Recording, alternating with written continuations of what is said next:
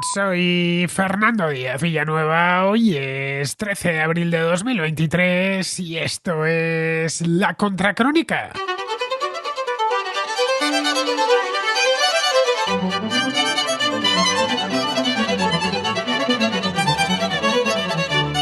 Desde que asumió el cargo el pasado 1 de enero, el presidente de Brasil, Luis Ignacio Lula da Silva, y su ministro de Relaciones Exteriores, Mauro Vieira, abogan públicamente por un fin negociado de la guerra en Ucrania.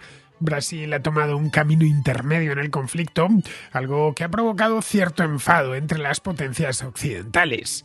Hace un año, el gobierno brasileño, en aquel entonces presidido por Jair Bolsonaro, condenó la invasión rusa en las Naciones Unidas, pero supo al mismo tiempo eludir hábilmente los sucesivos paquetes de sanciones aprobados por Estados Unidos y sus aliados. También se negó a enviar ayuda militar a Ucrania. Bolsonaro se puso de perfil, insinuó que eso no iba con él, que a Brasil nada se le había perdido tan lejos y que su agricultura era muy dependiente de los fertilizantes rusos. Con Lula en la presidencia, nada esencial ha cambiado respecto a la guerra de Ucrania, pero la política internacional brasileña ha recibido un gran impulso. Quiere convertir Lula al país en una gran potencia diplomática para que juegue un papel mucho más activo de lo que tradicionalmente ha hecho. Ofrecerse como mediador en Ucrania es uno de sus grandes proyectos. La semana pasada, uno de los principales asesores presidenciales en cuestiones exteriores, un tipo llamado Celso Amorim, voló a Moscú y se reunió allí personalmente con Vladimir Putin para exponerle el plan brasileño de paz en Ucrania.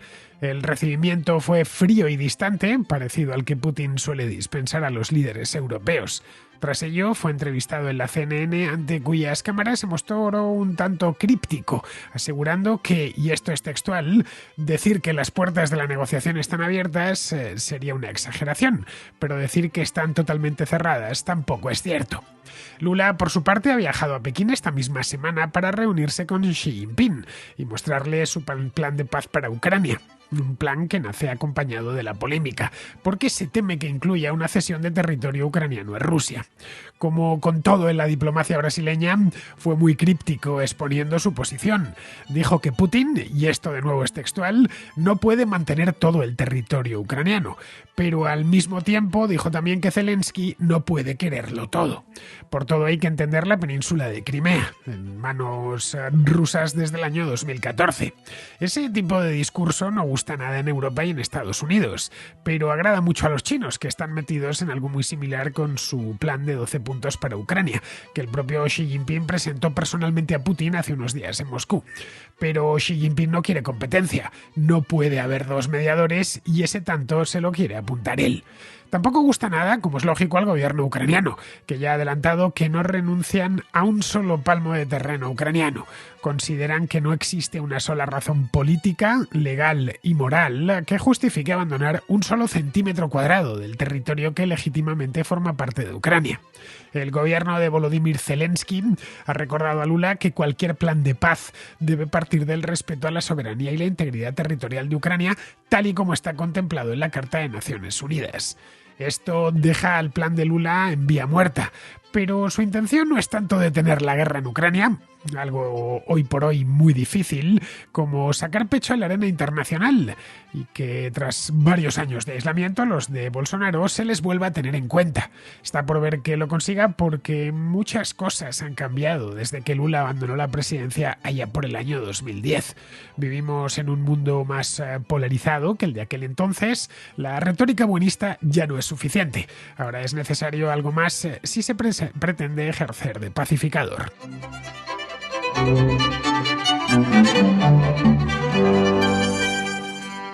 Lula lleva solo 4 meses en el poder, pues desde el 1 de enero de este año, y aunque en Brasil se le acumulan los problemas y sus índices de popularidad han caído 10 puntos nada menos desde el mes de enero, pues a pesar de eso se ha volcado con la política exterior. Los índices de popularidad, y esto es un poco alarmante porque es que realmente lleva muy poquito tiempo, poco más de 100 días, los cumplió hace poco.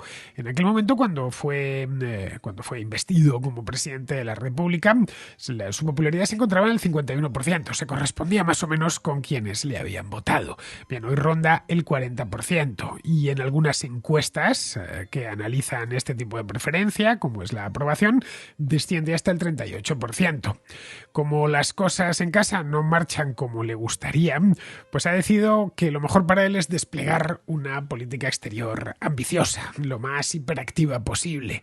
Él se sabe conocido, se sabe respetado en el extranjero y quiere aprovechar eso mismo y ponerlo a jugar a su favor. En enero estuvo en Argentina, lo vimos aquí en la contracrónica, estuvo con Alberto Fernández, fue el primero de sus viajes oficiales. Luego unas semanas más tarde, en febrero, ya fue a Estados Unidos, a Washington, y allí se reunió personalmente con Joe Biden. Y ahora mismo, en estos momentos, se encuentra en China. Todo dentro de los 100 primeros días de mandato, o casi. Quiere materializar la promesa que hizo en su toma de posesión cuando dijo que Brasil estaba de vuelta. Esto lo dijo textualmente. El tema internacional por antonomasia, desde hace ya más de un año, desde finales de febrero de 2022, es la guerra de Ucrania. Eso no se nos escapa a nadie.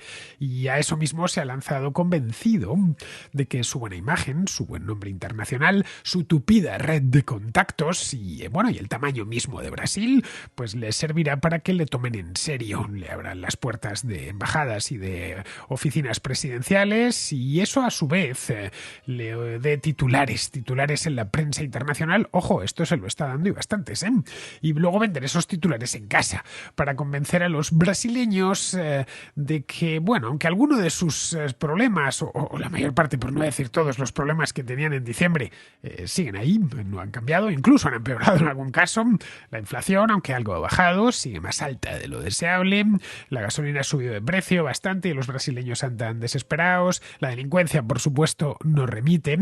Pues a pesar de todos los problemas que tienen, al menos tienen un presidente al que reciben en las principales cancillerías del mundo con los brazos abiertos. Todo un líder reconocido allá donde vaya. En parte es lógico que se le conozca, ya digo, porque Brasil es muy grande, es un país que no pasa desapercibido, es un país importante, y luego pues porque Lula ya fue presidente hace muchos años. De hecho, él fue presidente hasta el año 2010. El problema es que quedan pocos, muy poquitos presidentes o primeros ministros hoy en día en el resto del mundo que ya lo eran en el año 2010. En las democracias, pues diría que ninguno, porque Merkel se fue hace no mucho y en el resto, presidentes de Estados Unidos, pues en su época estaba todavía Bush y le pilló la parte inicial, de Obama. Coincide con Putin, coincide con Maduro Chávez se le murió en el año 2013, pero Xi Jinping, no estaba Xi Jinping, estaba Hu Jintao, pero quitando los regímenes autoritarios o las dictaduras, evidentemente siempre hay una renovación en la parte alta, ¿no? Aunque solo sea porque los líderes democráticos pues se terminan desgastando y la población, el electorado, vota a otros. Pero sí que tiene reconocimiento. Todo el mundo sabe quién es y si a un presidente de cualquier parte del mundo le llama por teléfono Lula da Silva, por supuesto que le va a atender, solo faltaba. Bien, pues convencido de ello, se ha metido en un ambicioso y un tanto ingenuo, para qué negarlo, plan de paz en Ucrania. La idea suya es mediar entre rusos y ucranianos. Creo que es el último que llega ya con esta idea, desde luego no es el primero en hacerlo. Está caliente todavía, recién salido del horno, de la impresora por lo menos, el plan de los 12 puntos de Xi Jinping que conocíamos hace solo unas semanas. Bien, pues para ponerlo en marcha, lo que hizo Lula es enviar primero a una especie de Rasputín que tienen, experto en temas exteriores, que se llama Celso Amorim, que es uno de sus principales asesores, por no decir el principal en política exterior. Le envió a Moscú en secreto, para reunirse con Putin. Personalmente sabía que evidentemente a un enviado personal de Lula Putin le iba a recibir, ¿no? El viaje, como digo, era secreto, pero al final nos hemos enterado todos, así que no creo que muy, muy secreto, desde luego no era, porque eso estoy hablando de él. Así que, en fin, hemos sabido exactamente de qué va la cosa, porque luego no solo el viaje ya de Amorim, sino que el propio Lula se dedicó a hablar en público precisamente de este mismo tema. Muy, la verdad, discreto sí que no es. Bien, Putin recibió a Amorim con cortesía, pero la verdad sin muchas ganas. Conversaron un rato, según parece, en una de esas mesas kilométricas en las que recibe a los líderes occidentales, a Scholz o a Macron, y luego hizo escala en París. Hizo escala en París para ver a Macron. Macron es otro de los líderes internacionales que han decidido que esto de Ucrania puede darles votos en su país, es decir, que les gusta presumir de ser mediadores y de ser grandes hombres que todos respetan. En este aspecto Macron y Lula son muy parecidos. Se han embarcado en una historia que no sé yo hasta dónde les va a conducir. Eso sí, lo de Lula es más ingenuo todavía, porque el plan que ha puesto sobre la mesa no tiene ni pies ni cabeza. Y además de eso, es que Brasil pilla un poco lejos. El caso de Francia, mal que bien, está en Europa. Bueno, pues Lula, por su parte, una vez hizo esto con Amorim, tomó un avión, esto fue una semana más tarde, una semana y media más tarde, y se dirigió a Pekín, acaba de llegar, junto a una numerosísima comitiva, para entrevistarse con Xi Jinping. Xi Jinping lleva semanas recibiendo a líderes de todo el mundo. Tuvo a Pedro Sánchez hace unos días, en una suerte de ronda de consultas con la que pretende demostrar al mundo que ya es un actor fundamental, del que no se puede prescindir y que hay que de vez en cuando ir a verle porque es muy importante, ¿no? Lula y Xi Jinping tenían que haberse visto antes, la visita ha llegado tarde, tenían que haberse visto hace 2 semanas, según he podido comprobar, pero el brasileño contrajo una neumonía muy inoportuna, tampoco es joven, no lo olvidemos, tiene casi 80 años y tuvo que aplazar el viaje. Por suerte se recuperó de esta neumonía.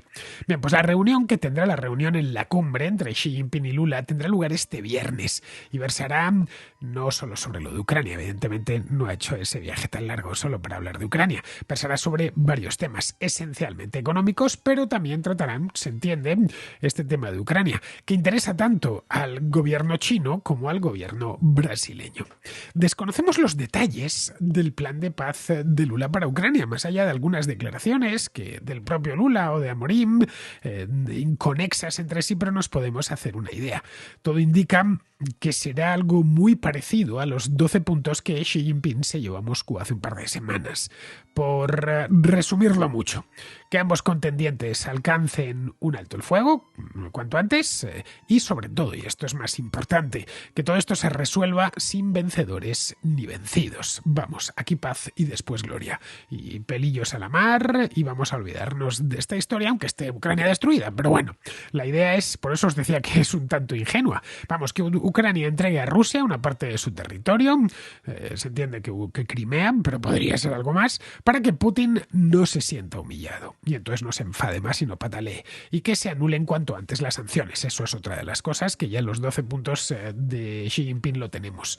Bien, los 12 puntos de Xi Jinping, os los comentaba aquí hace unas semanas, hablan de soberanía de todos los países. Además, creo que está en el primer punto, si mal no recuerdo, y de respeto a su integridad territorial.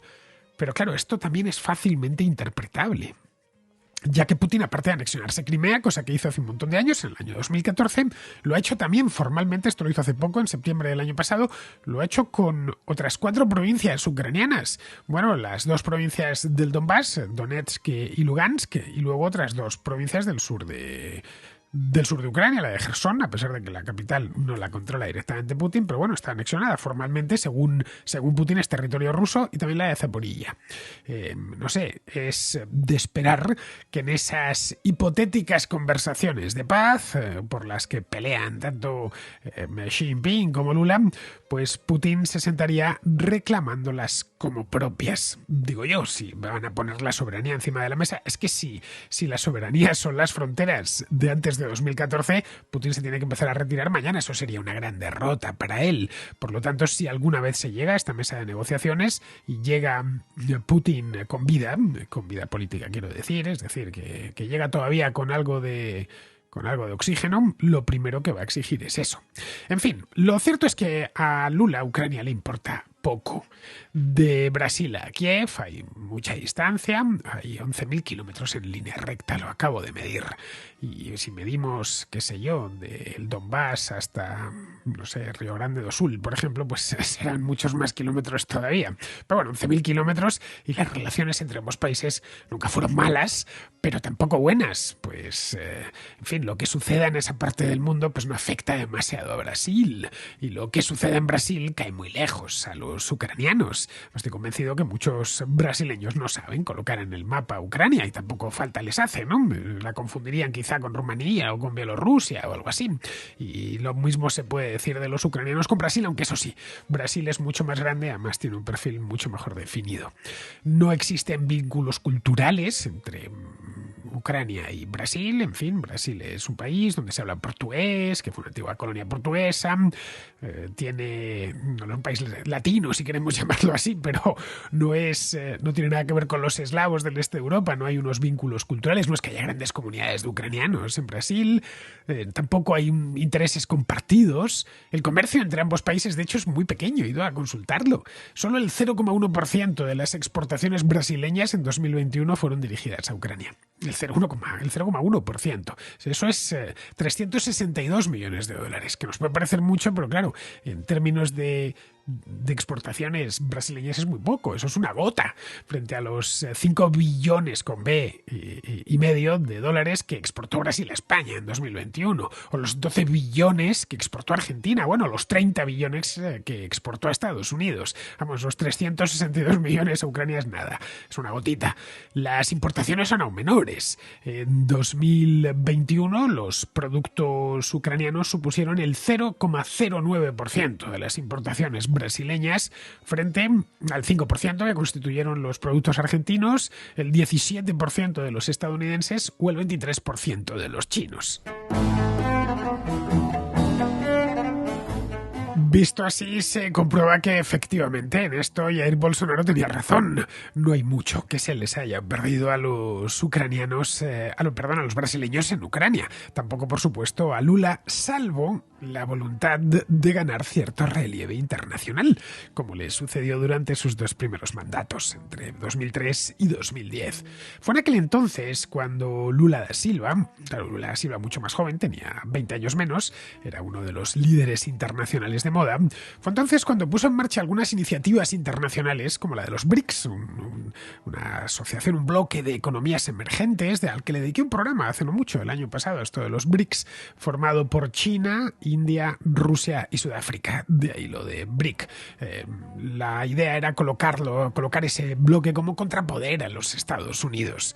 Tras su salida del poder en 2010 y la llegada de su sucesora, Dilma Rousseff, el papel internacional de Brasil fue a menos. Fue a menos porque los problemas internos fueron a más. Empezó una crisis económica a partir de 2011 que tuvo al país en jaque durante varios años. Le quedó, eso sí, a Dilma Rousseff presidir la inauguración del Mundial de Fútbol, esto fue en 2014, y de las Olimpiadas, que fueron 2 años después, en 2016.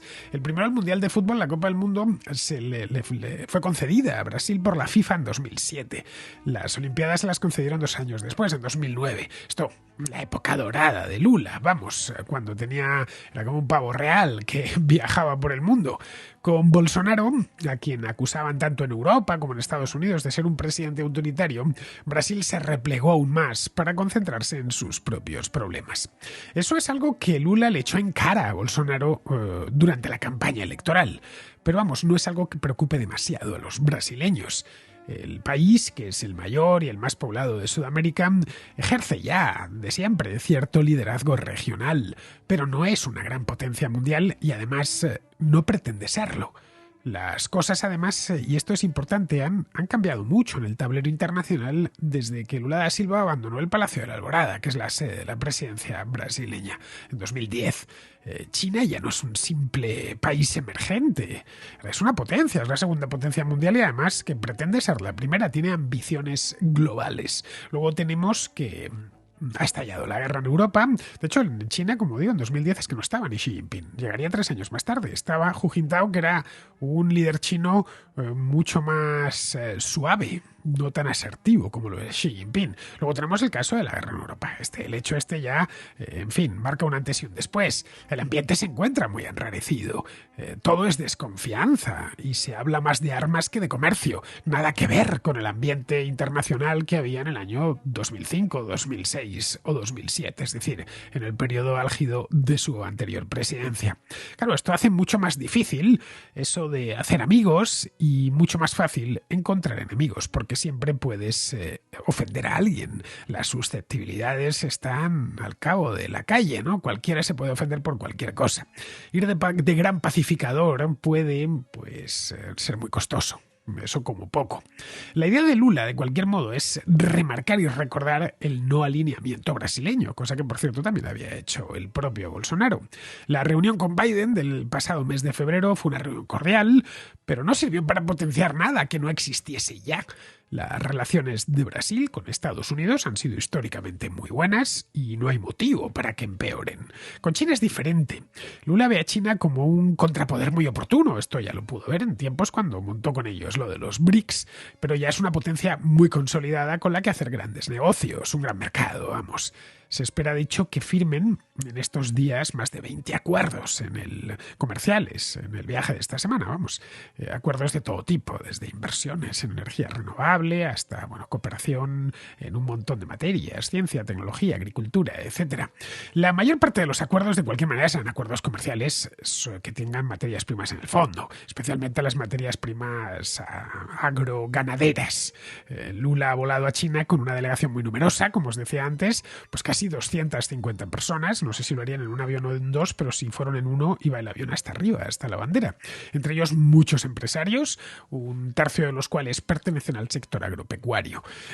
Brasil es uno de los principales productores mundiales de carne, también de soja, de azúcar, de maíz. En fin, es un país inmenso, muy bien regado y con un sector primario muy bien establecido. El mercado chino es un mercado interesante como fuente de divisas. Luego revela esto la naturaleza íntima de la relación entre los dos países, que se levanta sobre las exportaciones de materias primas brasileñas, ya digo, sobre todo las agropecuarias, a China. Que demanda es un país muy grande, muy poblado, con una renta que ha ido creciendo mucho a lo largo de los últimos 25 años y que antes no demandaba carne de vacuno o de cerdo, pero ahora la demanda en gran cantidad. Antes no demandaba soja para dar de comer a los cerdos, pero ahora la demanda, desde hace años ya la demanda en gran cantidad y necesita productores lo más fiable posible y que tengan producciones a prueba de bombas, tipo Argentina o tipo Brasil, que pueden destinar grandes áreas a cultivar la soja. La soja, pues, siempre que pensamos en ella solemos pensar, os lo he dicho en más de una ocasión, ¿no? Esa soja que nos ponen los restaurantes japoneses, ¿no? La mayor parte de la soja se convierte al final en pienso para ganado, porque al parecer pues es muy proteica y hace que los cerdos engorden más rápido, ¿no? Bueno, pues China es desde hace ya mucho tiempo, desde el año 2009, era todavía presidente Lula, es el principal socio comercial de Brasil. Un 30% de las exportaciones y, como os decía antes, un 23% de las importaciones brasileñas tienen como destino y origen China, que importa de Brasil casi 2/3 de su soja, 2/5 partes de la carne o vacuno que consume y 1/5 parte del mineral de hierro. Pero Estados Unidos sigue siendo, con mucho además, el mayor inversor en Brasil. En 2020 la inversión estadounidense en Brasil ascendía a 124.000 millones de dólares, frente a solo 23.000 millones de China. Los estadounidenses no les compran tanta soja, entre otras cosas porque la producen en casa, y tanta carne como los chinos, pero les compran muchos más aviones, como por ejemplo los Embraer. Les compran también acero, que son productos de un valor añadido mucho más alto que la soja o que el azúcar. Dependen, en resumen, los brasileños de ambas potencias, por lo que no pueden malquistarse con ninguna de las dos. De ahí que resulte chocante que Lula se disfrace ahora de gran pacificador, metiéndose en temas que sinceramente creo que le vienen muy grande, demasiado grande. Por de pronto ya ha ofendido a Estados Unidos y a todos sus aliados cuando dijo hace unos días que eso de que Zelensky no puede quererlo todo. La noticia saltó a todos los medios internacionales. En Estados Unidos, en algunos periódicos le estaban haciendo un traje, y lo mismo se puede decir en Europa. El traje era, ¿y a usted qué se le ha perdido ahí? ¿Y por qué razón no va a querer Zelensky recuperar su propio país? A los chinos tampoco les complace que les aparezca un competidor, como decía antes. Xi Jinping quiere capitalizar la mediación en Ucrania y no quiere intrusos con planes de paz alternativos, simplemente. Luego, para los rusos, no es un aliado, pero tampoco un enemigo. Es decir, Lula no es Nicolás Maduro, ni es Díaz-Canel, ni es Lukashenko. No es un enemigo, pero tampoco un amigo. Es simplemente un oportunista que quiere sacar tajada de todo esto. Un oportunista que, bien, su país compra muchísimos fertilizantes y no quiere líos. Y luego para Putin no hay medias tintas. O se está con él o se está contra él y no hay mucho más si te metes en esto. Con Lula no sabe a lo que atenerse, ya que ha condenado la invasión de Ucrania, pero a renglón seguido afirmó que Zelensky es tan responsable de la guerra como el propio Putin. Luego, eso sí, Lula, viendo la que se había armado, pues se vio obligado a matizar sus palabras porque medio mundo se le echó encima, algo que en el Kremlin, lógicamente, pues no fue bien recibido. El papel de campeón de la paz mundial, en definitiva, le viene quizá demasiado grande y demuestra que no entiende del todo la situación. No sé si es porque se ha hecho ya mayor. Lula cumplirá 80 años dentro de 2, sí, nació en el 45, sí, pues en 2025 los cumplirá además en el Palacio de la Alborada, pero quizás se ha quedado anclado en su anterior presidencia y sigue todavía íntimamente persuadido de que la situación mundial es la misma en 2023 que en el año 2005, y no lo es en absoluto, como os decía antes.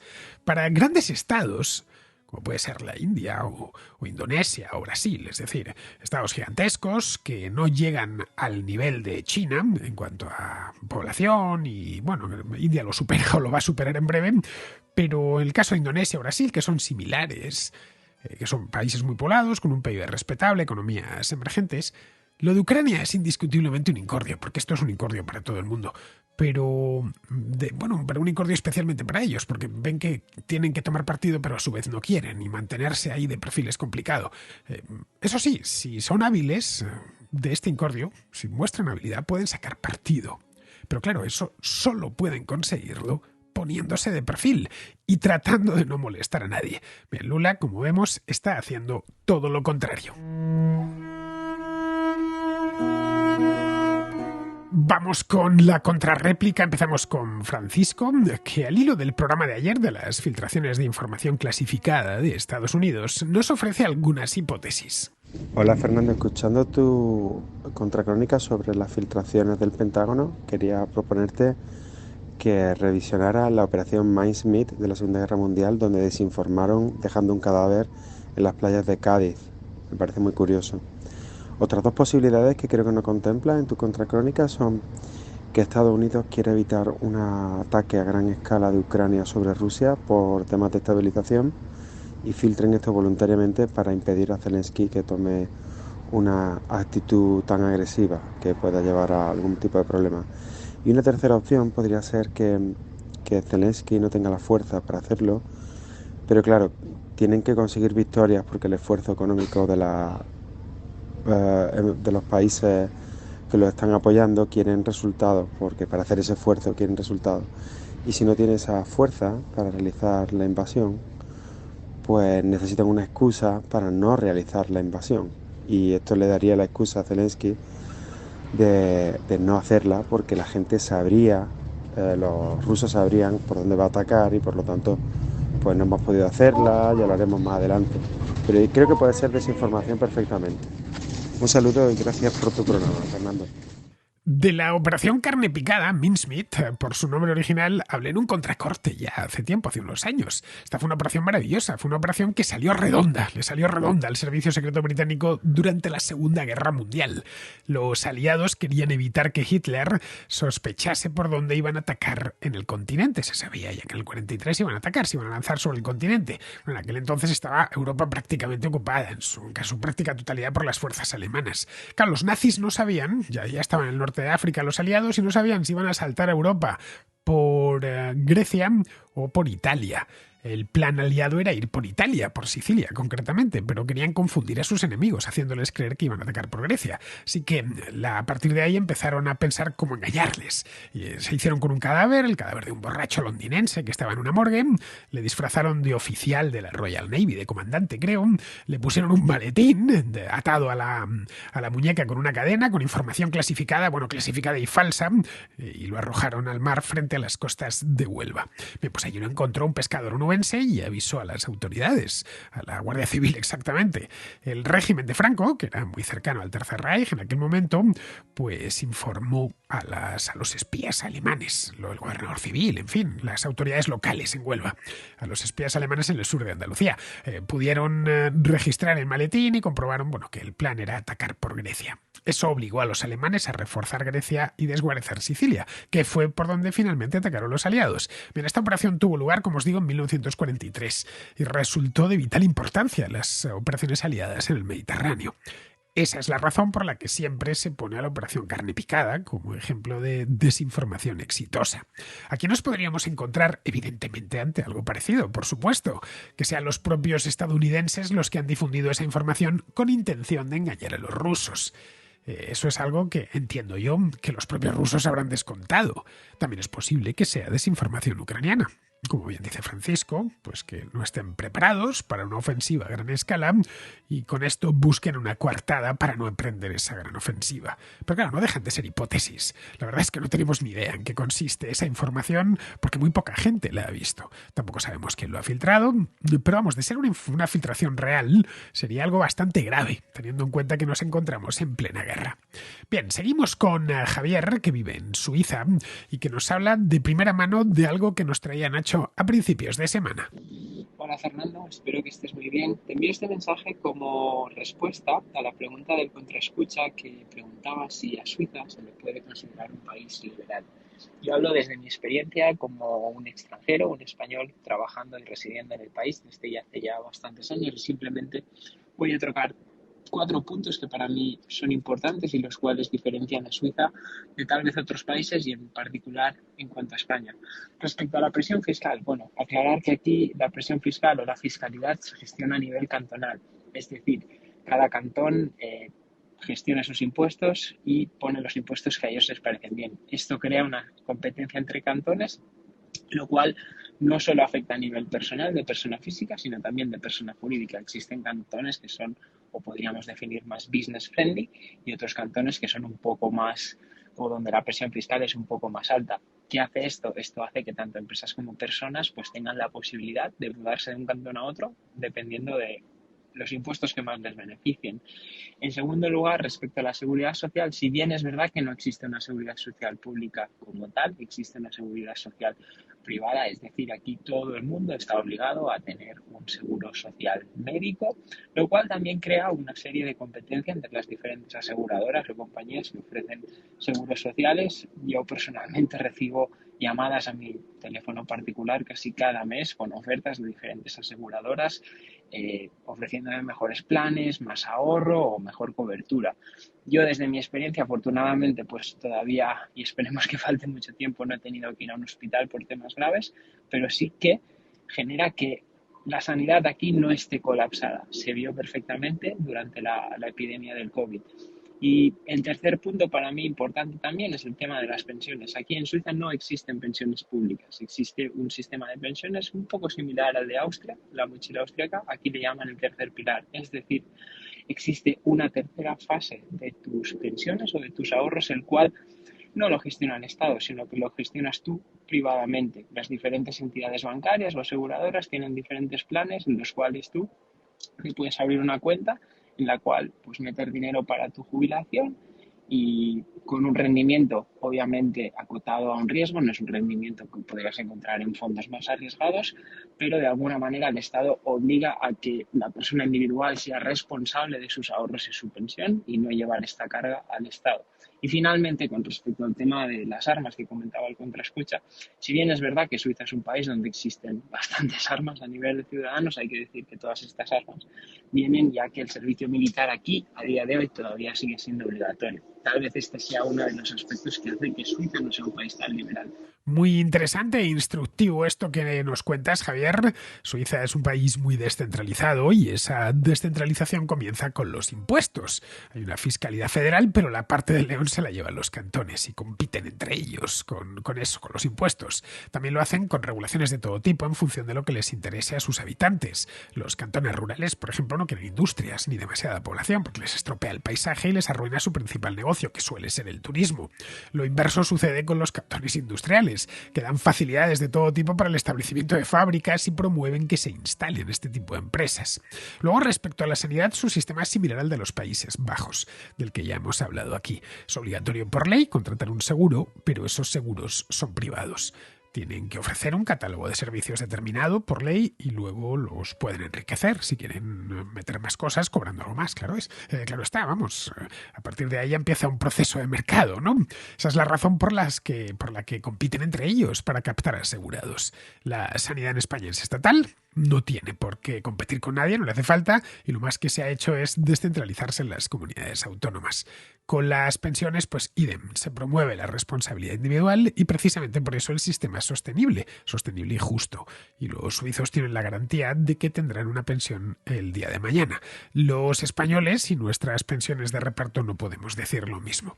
Bien, seguimos con Israel, que nos trae de nuevo el tema este de la muerte de Sánchez Dragó y el tratamiento que ha tenido en ciertos medios en comparación con el que tuvo Almudena Grandes tras su fallecimiento hace año y medio. Y me gustaría hacer un comentario al hilo del fallecimiento del señor Sánchez Dragó, en especial de los obituarios que le han hecho en las televisiones, que han sido, podemos decirlo así, más bien poco amables. Nos dices que una explicación puede ser que el periodista medio no tiene ganas de trabajar, no conoce la obra literaria del señor Dragó, y bueno, y también funciona como gancho, pues meterse en las cuestiones más escatológicas. Lo que pasa es que no hace tanto tiempo falleció Almudena Grandes, que era intelectualmente o a nivel de su obra, está años luz del señor Sánchez Dragó, años luz hacia atrás, por si no ha quedado claro, y que era una persona extraordinariamente sectaria y recalcitrante. De hecho, tiene una columna titulada México, publicada en el diario El País, en la cual, ambientada en la Guerra Civil, pues venía a burlarse de lo bien que se le iba a pasar una monja mientras la violaban milicianos del Frente Popular después de toda una vida en el convento. Era tan lamentable que el propio diario El País decidió eliminar esta columna de su hemeroteca. Las televisiones no se centraron en estos aspectos de la vida de Almudena Grandes, a contar sus grandes méritos literarios, etcétera. Lo mismo sucede con el gobierno, es decir, ha habido un perfil muy bajo a la hora de recordar a la figura de Sánchez Dragó, mientras él celebraba a todo trapo a Almudena Grandes. Esto se extiende incluso a los planes de estudio, es decir, en bachillerato, en muchos planes de estudio forma parte de las lecturas obligatorias a Almudena Grandes, cuando no hace falta hacer un gran esfuerzo intelectual para encontrar escritores contemporáneos de mucho más mérito que esta buena mujer. Pero tampoco hace falta una capacidad intelectual extraordinaria para ver que el panel de lecturas está claramente influenciado ideológicamente hacia las ideas de izquierda e ideas de progreso. Algo parecido ha sucedido con Ana Obregón, que es literalmente linchada por las televisiones por hacer algo que pues, no hacía tanto tiempo habían hecho Javier Cámara o Miguel Bosé sin demasiados sobresaltos. Y ya digo, todo esto que nos puede fastidiar y chinchar, porque no nos parece justo, a mí me preocupa que esta dinámica de palo y zanahoria, pues para los nuestros la zanahoria y para los que piensan distinto el palo, que tienen los progres, ayudados por las teles, a mí me preocupa hasta qué punto puede extenderse a otras cuestiones más sensibles de la sociedad. Por ejemplo, estoy pensando en la sentencia del Tribunal Superior de Justicia de Cataluña, que condena a Laura Borràs por unas trapalladas que hizo. Da toda la sensación, ya hablo desde la convicción moral, yo no sé lo que pasa por la cabeza de los jueces, que la han condenado porque no quedaba otra, porque, ya digo, todo era una chapuza desmedida, pero que no quieren que entre en la cárcel, no quieren ser ellos los que firmen la entrada en la cárcel de esta señora. Entonces le piden al gobierno, por favor, que le indulte, que le haga un indulto parcial. Supongo que tendrán en la memoria lo que le pasó al juez de Arena, que fue acosado durante una buena temporada por bandas de separatistas, por cierto, desde la más absoluta impunidad. Y muchos ciudadanos tenemos motivos y tenemos derecho a pensar que esta dinámica del palo y la zanahoria, que a lo mejor se extiende a los jueces y que podría explicar una serie de decisiones que se han venido produciendo en los últimos tiempos, pues que son desde otros puntos de vista absolutamente inexplicables. Entonces no nos acostumbremos, no contemplemos con indulgencia el palo y la zanahoria, porque nos puede llevar a consecuencias muy graves. Como supongo que ya sabes, Israel, la red está llena de activistas y de exaltados. La situación política es la que es, hay mucha polarización y estos activistas tratan de utilizarlo todo en su beneficio para apuntalar su propia agenda, incluyendo, por supuesto, a los muertos, o incluyendo especialmente a los muertos. Mira, cuando murió Almudena Grandes hace un par de años, vimos, bueno, no llega a 2 años, fue a finales de 2021. Cuando murió esta mujer, vimos lo de Sánchez Dragó, pero a la inversa. Llamaron de todo a Almudena Grandes. Yo leía unas barbaridades en Twitter que eran para echarse a temblar, pero vamos, sin ninguna necesidad, recordando aquel artículo del País al que has hecho referencia. Con Sánchez Dragó ha sucedido lo mismo, pero con lo de las adolescentes esas con las que presuntamente se acostó en Tokio hace 60 años o por ahí. Le estaban llamando pederasta y cosas por el estilo. A Almudena Grandes la atacaban porque había sido toda su vida, una buena parte de su vida, una militante muy activa de la izquierda. A Dragó, por lo contrario, por haber formado en sus últimos años parte de Vox, o al menos del entorno intelectual de Vox. Estaba en la Fundación Disenso y solía hablar a favor de ese partido. Tenía incluso un libro sobre Santiago Abascal. Pues bien, y en un ambiente tan enrarecido como el que vivimos, eso no lo perdonan los activistas. Respecto a si uno es mejor que la otra, pues eso dependerá de los gustos de cada uno. Ambos tienen una obra muy extensa y bastantes premios. A Dragó le dieron el Planeta y el Nacional de Ensayo, a Grandes le dieron el Nacional de Narrativa y el Jean Monnet. La obra de Dragó, eso sí, es bastante mayor porque es que vivió 25 años más que Almudena Grandes. Como los partidos políticos necesitan referentes intelectuales, y hay intelectuales dispuestos a ejercer de tal y a mí se prestan a ello encantados, pues a Dragó le reclamaba la derecha. Esto es bien conocido. En Televisión Española le dieron un programa en tiempos de Aznar, Negro sobre Blanco, que tuvo muchísimos años, pues hasta el año 2004. Luego continuó en Telemadrid durante otros tantos años presentando Las Noches Blancas. Bueno, caray, hasta el telediario. Un telediario de madrugada que se llamaba El Diario de la Noche. Pues cuando Esperanza Aguirre gobernaba en la Comunidad de Madrid. Luego, cuando el PP regresó a la Moncloa, él hizo lo propio con Televisión Española. En tiempos de Rajoy le dieron un programa de libros, de cultura, que se llamaba Libros con Wasabi. Vamos, que no le faltó difusión, precisamente. A Almudena Grandes, por su parte, nunca fue presentadora de televisión, qué sé yo por qué, no le gustaría, pero vio cómo se adaptaban varias de sus novelas al cine, y sus libros engrosaban la lista de las lecturas recomendadas u obligadas en el bachillerato. La influencia de la izquierda en la educación y en el mundillo del cine en España está más que acreditada, así que no hace falta explicar mucho más. Ambos se dejaban querer y aunque nunca hicieron política directamente, es decir, no se presentaron a las elecciones ni ocuparon cargos públicos, sus posicionamientos políticos no los ocultaban. De ahí que hasta el momento mismo de su muerte la polémica les ha rodeado. Mi opinión es que son dos escritores brillantes, cada uno en su estilo, superventas los dos y naturales los dos de Madrid, por lo que no estaría de más que el ayuntamiento le dedicase una glorieta a Sánchez Dragó. A Almudena Grandes ya le han dedicado la estación de Atocha. Creo que ya más que eso en la ciudad de Madrid es difícil, ¿no? La de Chamartín se llama desde hace unos años Clara Campoamor, que también era madrileña, por cierto. Falta la de Príncipe Pío, así que no te extrañe que si dentro de un año Vox tiene mano en el gobierno, pues pidan que se homenajee a Sánchez Dragó con esta estación. Ojo, no me parecerá mal, ¿eh? Siempre será mejor reconocer a escritores, por muy politizados que estuviesen en vida, que a políticos, que es lo que suele hacerse casi siempre. Bien, vamos a terminar ya, vamos con Pizarro, que nos habla de las filtraciones. La desinformación y el silencio informativo son dos armas que se están usando profusamente en esta guerra. La noticia de una brecha de seguridad en el Pentágono es un tiro si es falsa y una bomba si es verdadera, lo que no podrá dilucidarse porque ya todo se ha convertido en una maraña. Mini punto para los rusos que no constituye realmente una ventaja significativa. Mientras en el Pentágono se ve que tienen trabajo atrasado, tanto en seguridad como en marketing. Un cordial saludo de Pizarro. Y hasta aquí, queridos amigos, llega la contra de hoy, jueves 13 de abril. Mañana será viernes 14, pero no habrá contracrónica, habrá contrahistoria. Aquí os estaré esperando. Hasta mañana.